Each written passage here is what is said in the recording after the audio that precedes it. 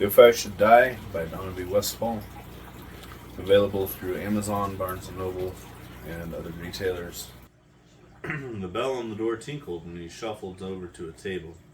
He glanced at a middle-aged man in a business suit, sitting with his back to the wall at the table next to the window. Julius dropped into a chair, his back to the wall, at a table next to the businessman, who was peering at the morning paper. A college-aged black woman was sitting at the counter reading a textbook. The bell tinkled again as a young 20-something man entered and sat at the counter. "Coffee and a ham sandwich," the young man said. The waitress brought the man at the counter his order, then came around to Julius. "Can I help you?" she said. Julius's grungy fingers pushed some quarters into a pile. "Coffee and a roll, ma'am," he said. He watched the waitress walk behind the counter for his order. Couldn't be over 25, but life has dealt her a tough hand, looking at the worry lines out on her face. Choices. How many times do the choices we make turn our lives into joy or misery? And then we blame it on others. "Thanks." He reached for the coffee she placed in front of him. "Cream and sugar will be fine." He shoveled sugar into his cup and stirred careful not to spill. "I'm looking for someone to help with a job." The man in the business suit held the paper toward the waitress. "If you know anyone looking for work, here's the address. It pays well." He slid his chair back. "I'll pass the word, sir," she said. "This address here?" She pointed to the paper. "I've circled it right there," he said, following to the register. "Keep the change." He picked up his ticket. The door tinkled behind him as he left. "I need a coffee to go," the man at the counter fished for money in his pocket. "And do you have a bag for my sandwich? I gotta get to work," he said with a quick glance at his watch. The waitress left the paper on the counter and busied herself at the register as both the young man and student left. "Miss, what kind of jobs you got there?" Julius asked when she brought a refill. "Mister, if I was you, I'd steer clear of that man," the waitress whispered.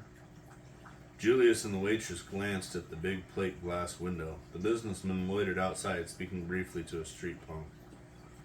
"Everyone he deals with ends up iced." She rolled her big brown eyes. "Mighty suspicious, if you ask me." She handed him the paper. "I'd sure like to have some money. I just got back into town." "Don't believe I've ever seen you around before. I know all the regulars." "I like warmer weather. I go south in the fall and winter. When my sister took sick, went to help her for a few weeks. Don't remember seeing you before either." He rubbed a hand over his chin.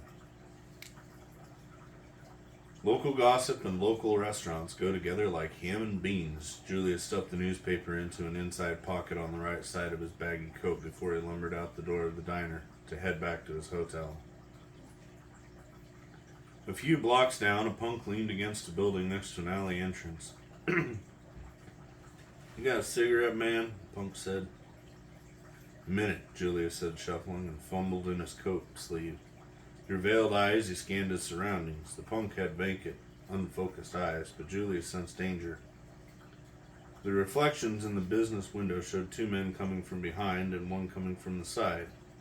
The waitress's warning ran through his mind. There was no time to dwell on it. "Sorry," he turned and sidestepped between two parked cars and had just enough time to shuffle into the street and beyond the car rolling toward him. The driver laid on the horn and shouted unrepeatable greetings out the window, missing him by a narrow inch. The other vehicle coming from the opposite direction repeated the first driver's actions and similar words. It was enough time and distraction. He crossed the street and disappeared into the deli. They would be coming. Chapter 25. Julius ducked his head and pulled off the nondescript hat as he pushed open the deli door. At the same time, he pulled the rum-pulled coat off, turned it inside out, and draped it over his arm, all in one smooth movement. He buttoned the dark blue vest into place, pulled a collar out from under the neckline, and dusted the leather shoes by wiping them on the back of his pants leg. Within seconds, his appearance had changed. Anyone looking for an older, grungy street bum would not find it in him. The deli, a cozy, bright establishment, contained a small seating area with 15 tables on the right hand. a counter with 2 clocks preparing selections on the other side. A deli case on the left containing a number of mouth-watering choices beckoned. "Can I help you?" One of the 2 servers looked up as she restocked the sugar, salt, and pepper containers and approached from his left. "I'm looking for the men's room," he said, straight and tall. "Certainly. Back down that way and to your left," she motioned toward the back of the building. "Thank you." He nodded and strode back to the men's room where she had indicated. He heard the front door open, and as he shut the bathroom door behind him. Julius combed his hair, scrubbed the dirt off his hands, placed his brown contacts in their holder in his pocket. They wouldn't be looking for blue eyes, brushed his black hair back neat and spruced up his attire. He looked in the mirror as at once over, stood up as tall as possible. Footsteps approached the lavatory door. Someone knocked. "Just a moment," he opened the door. "Pardon me." He walked past 2 of his pursuers who waited impatiently on the other side of the door. With intense scrutiny, they looked him up and down and beyond him into the restroom. Without looking back, he walked to the counter and stood in line. "Nice day out," he spoke in a polite manner to the chunky, bald-headed man in front of him. "Yes, it is," the man nodded at the cook, who handed him a corned beef on rye sandwich and onion rings. "Thank you. I'll take a croissant, some ham and cream cheese, and those onion rings look good. I'd like some of those as well." Julius spoke to the cook, keeping track of the 2 hooligans out of the corner of his eye. "Are you in town for the convention?" he asked the man as they waited for the rest of their food. "No, I work 2 blocks north of here in real estate. You're here for the convention?" the man asked. Julius watched as the 2 ruffians scanned the deli for the street bum. Their eyes flicked over several couples sitting at the tables, and the few people standing in line along with himself at the counter, but no street bum. The taller of the men leaned over and whispered something to his companion. The other man shrugged. They looked one more time, then turned and left. The bald man took his selection down to the cashier. Julius bent over as if to pick something up off the floor. He pulled a $10 bill out of a pocket inside his shoe, slid his tray down to the cashier and handed him the 10. And the cashier returned the 2 quarters. "Thank you." He pocketed his change. Julius sat down at a table across from his new acquaintance. "So you're in real estate then?" he asked after a brief pause. He took a bite of his croissant and let the guy talk. With just a few questions here and now, he kept the man talking about his job and golfing for 30 minutes. Julius gauged his meal down to his last onion ring. He glanced at the clock on the wall.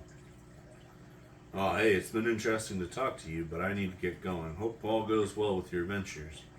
"Good talking to you. I need to get back to work, too. Here's my card if you're ever looking in the area." Julius waited at the light and then went 2 blocks off course.